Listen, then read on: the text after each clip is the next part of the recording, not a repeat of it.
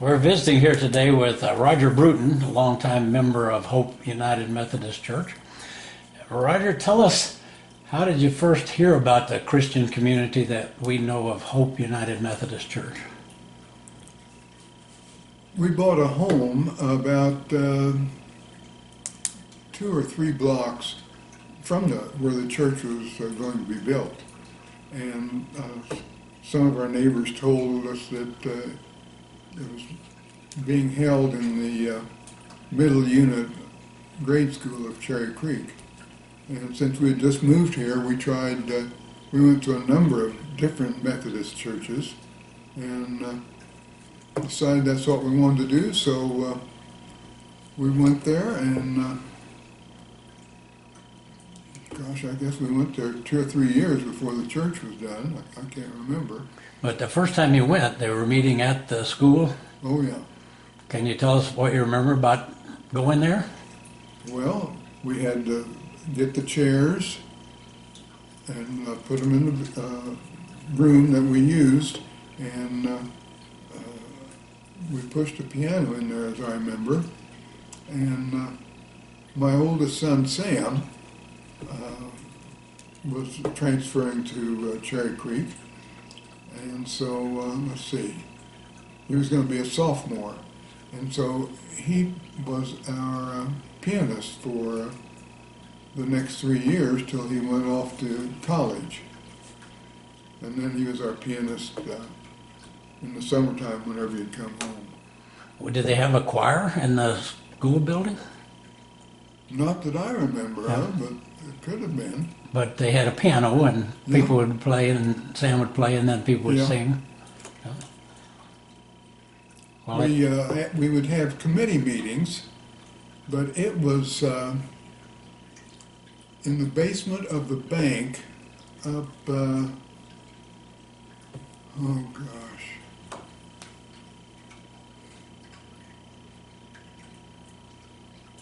I can't think of the address, but it was several blocks to the north, and that's where we'd have our committee meetings, in the basement. Well, a lot of that area was just being developed. There weren't as many homes as there are now. Big bank up there. Up on Arapahoe or on Arapahoe. Hampton? Well, you didn't have access to the school during the week, so you had to meet somewhere for committees and that sort of thing. That's where we met. Yeah. Well, Bob Cole was the pastor when you went there? Cole. Tell us what you remember about Bob Cole. Well, I thought he was a really good minister. I enjoyed him. He didn't seem to be too strict about his messages and all. I thought they fit the community very well.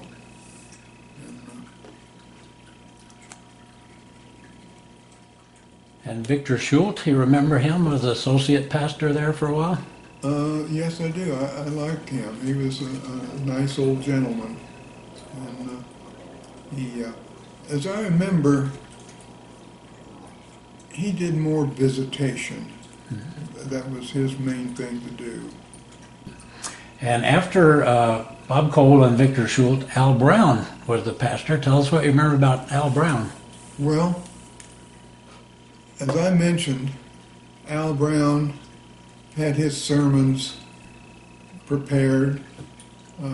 He didn't read them. He talked the whole time and was, as I remember, very animated.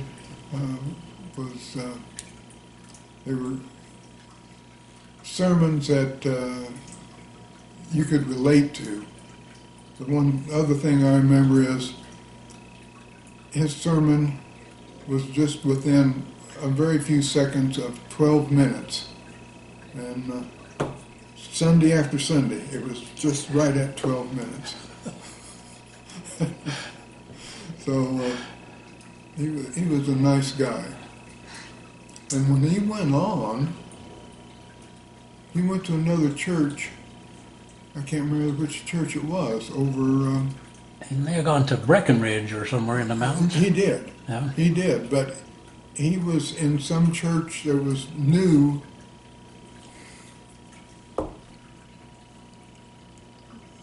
west and south of here, and he was there for maybe a year. And he would get my son Sam to come over and play part of the time. So, yeah, I missed him. Yeah. But tell us about that time Al Brown asked you to be the lay leader.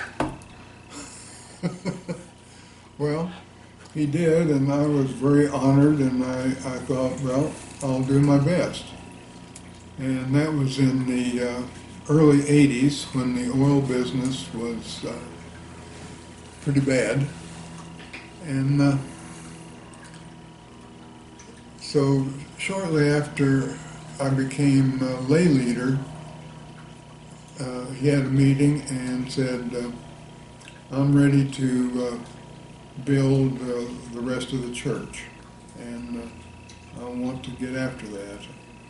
And I thought about it, and I thought, I cannot back him at a time when there's so many people really in a bind for money.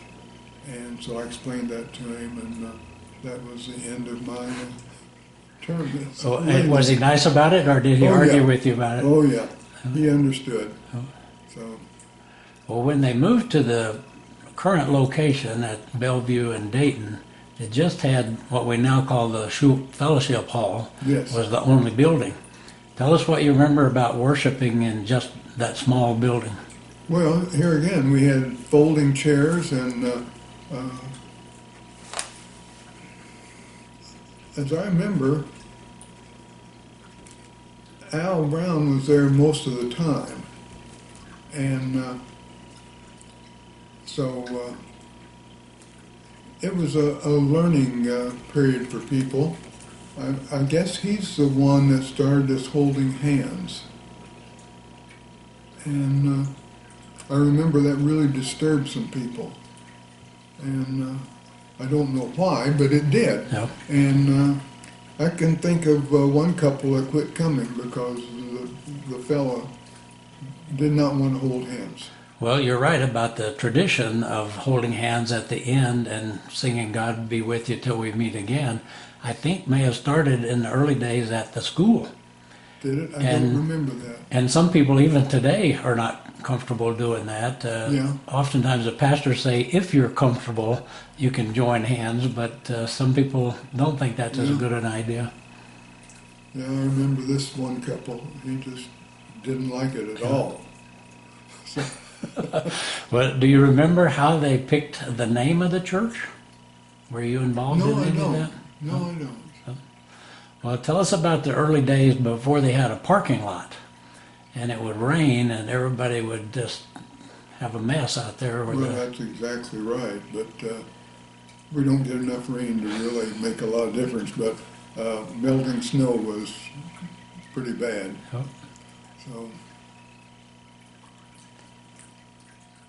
Well, you and your family, and certainly your wife, who's now deceased, Carol, were very involved in the activities of the church. Tell us some of the things that you remember. Carol You and was Carol. in charge of children ministries for 17 years. And I think the only reason she quit was we decided we needed to move back to Canada for a few years in the oil business.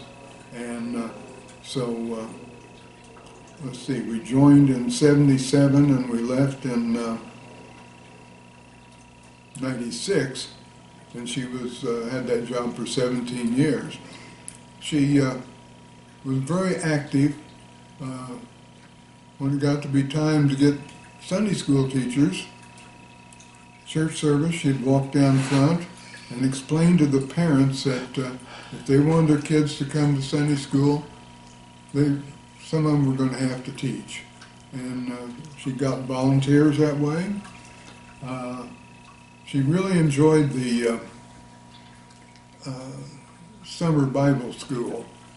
And she really packed them in because she'd always do something, that the kids liked. I remember one year, and I never did figure out how the church could afford it, she had an elephant there. A real elephant? A real elephant that the kids could ride, take a little ride on. And, you know, that got a lot of kids there that I guess so. didn't belong to the Methodist Church. Ah, But, and the other thing she did, that during that time, we only lived 2 or 3 blocks from there, and we had a swimming pool. I would say that 90% of the kids that, not the first and second graders, but say from the 4th grade on up, went swimming in our pool at their class parties. So she was very active and really enjoyed it. but and your kids grew up in that church for the most part? Yes, they did. Well, Sam played the piano when he was around. Rebecca, pretty shy, and she wouldn't do anything. Ben was on the high school speech team, and he taught one of the grade school classes. You know, I'm thinking about 5th or 6th grade. And there was another girl that went to the church that was on the speech team. And they really packed them in because being on the speech team, they'd have arguments. Yes. And, you know, about different things in the Bible and all. And, you know, almost come to blows. And the kids really did enjoy that. I can imagine. Yeah, so that's what Ben did to help out a little. Well, did Carol ever get you to teach a Sunday school class? No, no, really not. I think I was been on a number of committees, and for a number of years I was head usher, and I've often wondered as I watch the ushers now, because I wrote out the directions and how they were supposed to do this and do that, and so they were pretty well understanding about what they should do when people came in, and how to seat them and what to do at different times. And I've noticed that they probably don't have access to that now. Today it's pretty informal, in my opinion. Yes, it is. Well, in 1984, they built on to the existing building and built the big new sanctuary. Can you tell us some of your memories of worshiping in the bigger sanctuary? Well, let's see. As I remember, Dave Hull, Shirley Hull's husband, was very active in that construction. He was in the construction business, and he had a lot to do with that, and really did help Yes. get that taken care of. Well, I just remember that people were very excited to get in there and have something that was, you know, more like a real church. And That was also the time they built a kitchen. Were you or Carol proponents of having a kitchen? There was some dispute about whether we needed a kitchen or not. I remember that, but no, we weren't involved in that. The new expansion had school classrooms and a kitchen and, Yeah. and more office space, so it provided a lot more opportunity for people to take care of business at the church. Yeah, well, that church is, I mean, the kitchen's been a lifesaver. It has really helped. Yes. Well, after Al Brown left, Sam Day was the pastor at Hope. Do you remember Sam Day? Oh, yes, I do. Tell us what you remember about him. Well, the funny thing I remember is that at that time I was working as an usher, and we had a pianist that, I can't remember his name, but he was excellent, and he loved to play. And during the doxology, he would just go on and on and on, and generally, I can't remember who else, but I would walk down with someone with the money, and we'd stand there, and it got so Sam couldn't look at me because, well, one of us one day started laughing because we'd been there for several minutes as this fellow played. And so we never looked at each other after that. And speaking of Sam,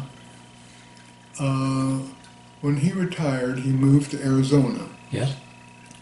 And then he and Barbara bought a place. Well, I don't know if they bought it. I think they did. In the mountains down by Taos, New Mexico. And they would, for 2 years, they spent the summers there and would go to the Methodist church that I go to down there. So I got to see him a lot. And finally they had to get rid of the place and just stay in Arizona because she couldn't stand the altitude. And I don't know if you know this, but they have left Arizona now. I didn't. No, I didn't know that. They, I've heard that they moved to Oklahoma City. She is in pretty bad shape. And they have 2 of their children there. One child lived in Taos. He was an artist. I don't know if he's still there or not, but they've got 2 in Oklahoma City. So not too many months ago, they moved to Oklahoma City. Well, the fact that they were close to the church in Taos gave you a few more years to know them and be acquainted with. He loved that minister down there, and who is very good. In fact, he's the fellow that came up here and did Carol's funeral service. Yeah. And he would drive up to see Carol in the hospital. But Sam told me several times, he said, I could put that guy in any church in the country. He really did like him. But Sam was a good guy. Yep. After Sam, Margaret Hankins was a pastor at Hope. You remember Margaret? Yes, I do. I'm always glad to see her at church. Yeah. She still goes to church there. Yeah, Yeah. she does. She was very good. I've often admired her for how she's handled her life, Yes. and I have a lot of respect for her. Me too. And do you remember John Lee, who was there for a while with Margaret? Just barely. I don't remember anything about him. Yeah. Or Steve Miller? Do you remember Steve Oh Miller? yeah, I remember Steve. Where is he? He's somewhere west of Pueblo. I can't think of the town, but I can't either right now, but you're right. it seemed like we stopped in there one time, and Silver Cliff or something like that. I can't remember what it is. I can't remember the name of that little town. Anyway, I always admired him. Yeah, there's one minister you didn't mention, isn't there? Back up. Sam Day, and then Margaret Hankins, then John Lee, and Steve Miller. Oh, Richard Vickery. You're right. I passed over Richard Vickery. He followed Al Brown before Sam Day came. Yeah. Do you remember Dr. Vickery? I remember him, and he was a little more rigid in his rules, and his sermons were a little more strict. I guess what it all boils down to, I like a sermon that isn't pounding out something about that happened in the Bible years ago. I like a little more about what's happening now and how it can affect us. Yes. And I think, as I remember, that's the way he was. Some people have said he was very formal. There you go. I think that's true. He had an associate minister, small, thin little guy. I can't remember his name, but he would preach occasionally. And during one of his sermons, I wish I could remember what it was about. I did something I've never done before. I got up and walked out. It just really didn't seem to me like it was something that he should have talked about. It hit you the wrong way? Yeah, so I've never done that before or since, but it made an impression on me. I wish I could remember what he was talking about. Well, that's interesting. Yeah. I've always thought of you as a faithful member who was always there. I don't remember you ever walking out. Just one time. Well, Roger, you've been a member at Hope for over 40 years. Can you tell us what that church has meant to you and to your family? Well, its members have always been people that we could depend upon if we needed something or had some problem. Lots of them have been good friends, and some of them were belonged to the church when we joined, which was has now been 41 years. So, yeah, I felt good about it and enjoyed the ministers and the choir. Yeah, good people. Yeah, I agree. The church has accomplished a lot of things over the past 40 years. Is there anything you'd like to see it accomplished in the next 40 years? Well, I guess I'm a little disappointed that we've lost so many members, and but we're not alone in that. I know there's other Methodist churches around that are in terrible shape, that we're doing better than they are, but I hate for us to have lost so many good people, and I know that a lot of them moved, but others just had bad feelings about something which I know nothing about. Sure. No, I think that they're doing a good job, and they're starting to get in some young people. I think that's good. I'm on the stewardship committee now, and they're talking about this shows how old I am, that they want to be able to contact people on the internet and, get it where some people will pay monthly or whatever automatically, and I think older people don't like that. Yes. And so I hope that we get that resolved and keep the old people happy and get the young people to do that. Yep.